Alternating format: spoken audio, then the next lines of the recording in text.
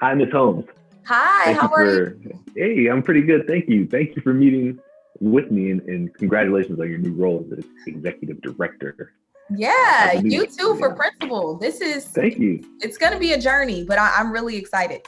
As you know, our school has been facing some significant challenges in the past year, which have legal implications for our school. And I'd really like to get your expert opinion in addressing these matters. First, we have the matter resulting from a student bringing a weapon on campus and injuring another student. Some families are calling on us to take measures ranging from installing metal detectors, random searches of lockers and desks, even strip searches of students. There are also suggestions for random drug testing. To me, this has clear Fourth Amendment implications regarding reasonable search and seizures and 14th Amendment due process implications. The holding from PLO versus New Jersey set a standard of reasonableness that stops short of probable cause. Rather, measures need to be reasonably related to the objectives of the search and not excessively intrusive in light of the age and sex of the student and the nature of the infraction. So I'd argue the prior incident of violence does give us the legal right to conduct searches to ensure a safe learning environment. I'd argue metal detectors are the best fit for this purpose because random searches would require establishing procedures to guarantee searches were conducted at random. The Stafford versus Redding says the indignity of strip searches doesn't outlaw the search, but this one makes me nervous to consider nonetheless. The prior incident does not directly implicate drugs, so the reasonableness comes into question for random drug testing. Potawatomi says it's lawful to drug test even non-athletes, even without evidence of real and immediate interest, but they admit suspicionless general testing program would be more reasonable if we did in fact have a drug problem. I would like to talk about Cynthia and Will. For me, it's not like if we should address this, but like how we are actually going to address this. And what's coming to top of mind is like, is our students' behavior considered harassment? I'm thinking about the Supreme Court case Davis versus Monroe. This case expounded upon Title IX of the Education Act. In this peer-to-peer situation, schools are liable for damages in the case where harassment creates a hostile environment, depriving students of education. The misconduct happens within the school's locus of control. The school has knowledge and demonstrates deliberate indifference to the situation.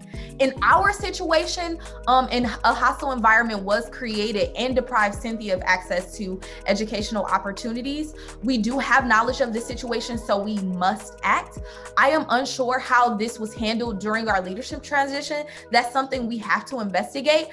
Did this happen where the school had control, especially in our virtual context? That's tough to answer. I'm wondering if the post was made during school hours and using a school device. I know our policies are that students cannot use school devices, but for educational purposes relating to our curriculum. Considering Will's IEP and previous behavior, I could see his intentions being misunderstood. Recently reading the Office of Civil Rights Dear Colleague letter concerning harassment and bullying, harassment does not include intent to harm. Because civil rights laws defines harassment as unwelcome conduct based on race, color, national origin, sex, or disability. I'm wondering if the comments and caption implicitly or explicitly regarded those identity markers. But I'd like to focus just on the First Amendment legal implications for a moment. I don't think Will has a strong legal argument since this passes the Tinker test. In Tinker versus Morse, they wrote speech that affects school proceedings and rights of other students may not be protected.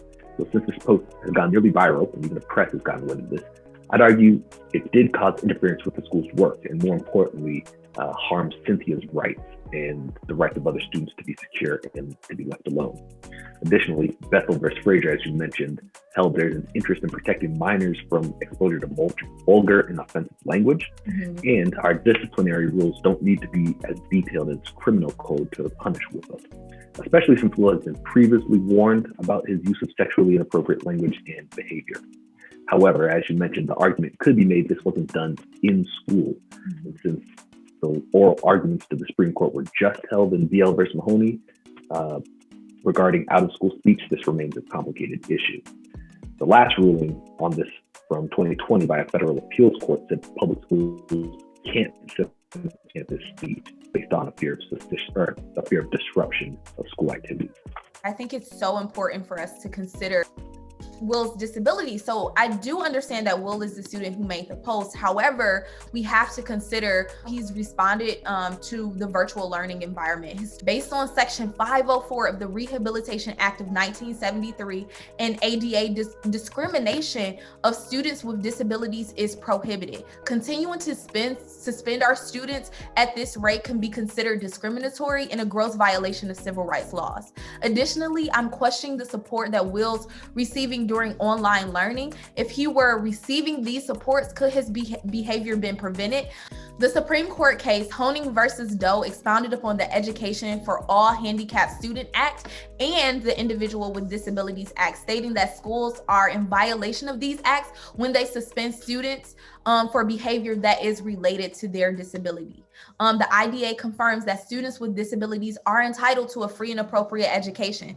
We define the word appropriate through the lens of the Supreme Court case, Andrew versus Douglas County Schools, as reasonably calculated to enable a child to make progress in light of those child's circumstances. And the circumstances that we must consider now is the online context, and did we provide Will what he needed to succeed in that environment? For me, a priority seems to be the broad ethical, educational, and equity question around creating a police state in our school and the perpetuation of the school to prison pipeline.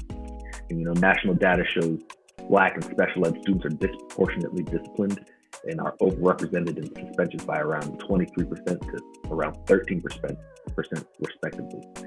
And as you mentioned, there are issues at ABC with disproportionate disciplinary actions against special ed students. So the question I feel is, should allocation of resources be prioritized for metal detectors and law enforcement, or for more social workers and services for students facing economic challenges? Also, there's the blurred school jurisdiction and questions around parental versus educator authority that depends so much on the eventual Supreme Court ruling in BL versus Cole. Thinking about Cynthia and Will, I think there's a lot of information that we still need to collect in order to be able to really make a sound decision on how we should proceed. So one of the things I recommend is that we need to investigate the comments and posts to determine if the comments were considered harassment. Were they regarding those identity markers? We should also reach out to Cynthia and Will's family for a restorative conversation. This is an opportunity to practice those restorative measures that you just mentioned. If necessary, based on our investigation, discipline students that were involved, request the post to be removed, and update school policies on technology usage. Send that correspondence to students and families to remind them of our policies. It's important also to get to the root cause of how weapons ended up in our school and address those root causes like poverty and mental health issues. I also think we need, frankly, to wait for the Supreme Court's ruling, but also start to create policy and procedures around appropriate use of technology that are clear and well communicated, as you mentioned. Going back to what you said earlier concerning like the school to prison pipeline and thinking about the special education to incarceration pipeline, I think we need to really look at our systems and our curriculums and the supports that we're giving to students with special education. Sit down with our SPED team to discuss Will's IEP and how his behavior is impacted by his learning disabilities. Access the supports that were given to Will to determine if they were appropriate. Investigate when the post was made, and work with our special education department and culture team to develop and implement RTI systems to support all students as they return to school in efforts to lower our suspensions, while especially and specifically targeting students with disabilities, because we have had problem with that in the past. Upon returning to in-person learning, implementing a plan to reevaluate each student where each student is academically, and reevaluating IEPs to ensure that students are receiving all of the academic and behavioral supports they need in order to succeed. I will capture all of this in an email and send this to you so that we can move forward on these action steps. Excellent. Thanks so much. See you later.